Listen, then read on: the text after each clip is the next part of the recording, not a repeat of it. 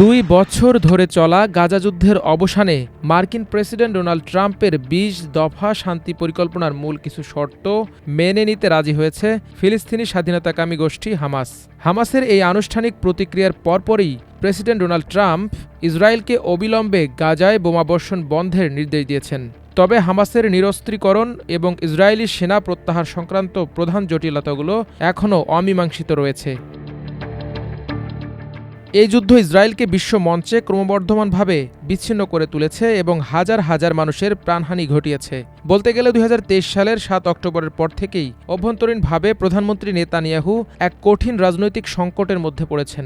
একদিকে জিম্মিদের পরিবার এবং যুদ্ধক্লান্ত সাধারণ জনগণের পক্ষ থেকে যুদ্ধ অবসানের ক্রমবর্ধমান চাপ, অন্যদিকে তার কঠোর ডানপন্থী জোটের অংশীদাররা গাজায় অভিযান কোনোভাবেই শিথিল না করার দাবিতে অনড়। এদিকে সম্প্রতি শেষ হওয়া জাতিসংঘের অধিবেশনে যুক্তরাজ্য, স্পেন, ফ্রান্স সহ বিশ্বের বিভিন্ন দেশ রাষ্ট্র হিসেবে ফিলিস্তিনকে স্বীকৃতি দেয়ায় আরও কোণঠাসা হয়ে পড়ে ইসরায়েল। এরপর মানবিক ত্রাণ সহযোগিতা নিয়ে সুমুদ ফ্লোটিলার ৪৩টি জাহাজের গাজার উদ্দেশ্যে যাত্রা করা, এরপর ওই জাহাজগুলোতে অবস্থান করা মানবাধিকার ও সামাজিক কর্মীদের আটক করে আরও বেকায়দায় পড়ে ইসরায়েল। গোটা বিশ্ব একাট্টা হয়ে ইসরায়েলের বিরুদ্ধে আওয়াজ তোলে। এমনকি আবারও গাজা অভিমুখে ফ্লোটিলার জাহাজের রওনা করার ঘোষণা এসেছে। এসব ঘটনা যেন গাজায় ফের শান্তির সুবাতাসের ইঙ্গিত দেয়। এদিকে ট্রাম্পের ২০ দফা শান্তি পরিকল্পনার পর ফরাসি প্রেসিডেন্ট এমানুয়েল ম্যাখো দ্রুততার সঙ্গে হামাসের অঙ্গীকার বাস্তবায়নের ওপর জোর দিয়েছেন।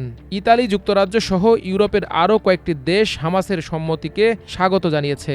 মধ্যস্থতাকারী দেশ কাতার জানিয়েছে তারা মিশর ও যুক্তরাষ্ট্রের সঙ্গে ট্রাম্পের গাজা পরিকল্পনা নিয়ে আলোচনা চালিয়ে যাচ্ছে। এমনকি ইসরায়েলের পার্লামেন্টের বিরোধী দলীয় নেতা ইয়ার লাপিদ চুক্তির বিস্তারিত চূড়ান্ত করতে দ্রুত আলোচনা শুরু করার জন্য প্রধানমন্ত্রী নেতানিয়াহুর প্রতি আহ্বান জানিয়েছেন। বার্তা সংস্থা রয়টার্সের প্রতিবেদন অনুযায়ী ট্রাম্প হামাসকে তার ২০ দফা পরিকল্পনা গ্রহণের জন্য রোববার পর্যন্ত সময় বেঁধে দিয়েছিলেন।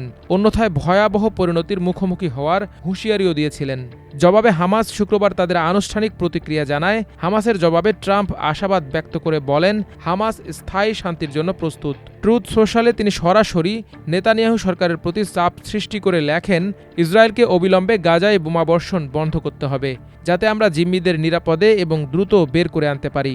ট্রাম্প আরও বলেন, এই উদ্যোগ কেবল গাজা নিয়ে নয়, বরং মধ্যপ্রাচ্যে দীর্ঘকাল ধরে প্রত্যাশিত শান্তি প্রতিষ্ঠার বিষয়।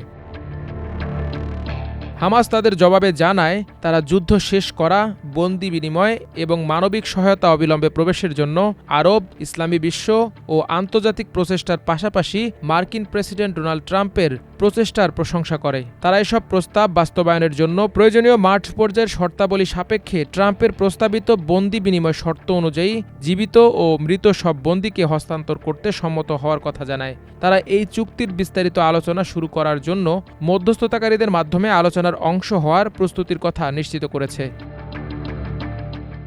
যদিও জিম্মি মুক্তির বিষয়ে সম্মতি এসেছে, তবে চুক্তির কয়েকটি মূল শর্ত নিয়ে বড় ধরনের মতবিরোধ এখনও বিদ্যমান।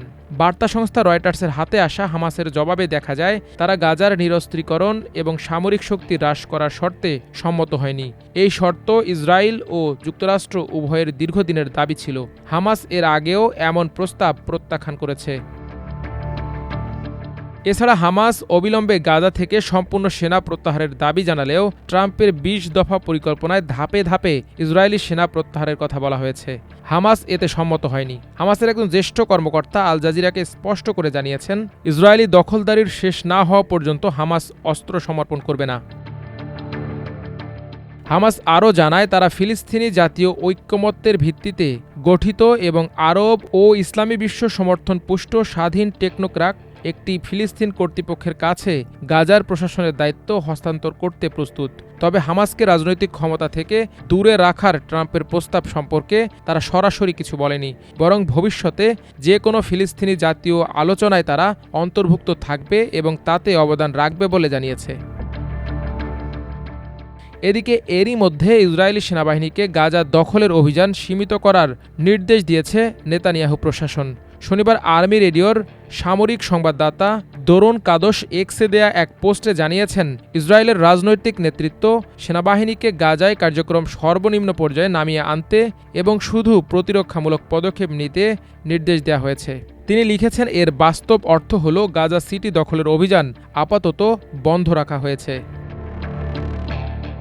এক বিবৃতিতে নেতানিয়াহুর কার্যালয় জানায়, যুদ্ধের অবসান ঘটাতে এবং ট্রাম্পের দৃষ্টিভঙ্গির সঙ্গে সামঞ্জস্য রেখে ইসরায়েলের নীতি অনুযায়ী কাজ চালিয়ে যেতে প্রেসিডেন্ট ও তার দলের সঙ্গে পূর্ণ সহযোগিতায় কাজ করব। মাল্টিমিডিয়া ডেস্ক, আমার দেশ।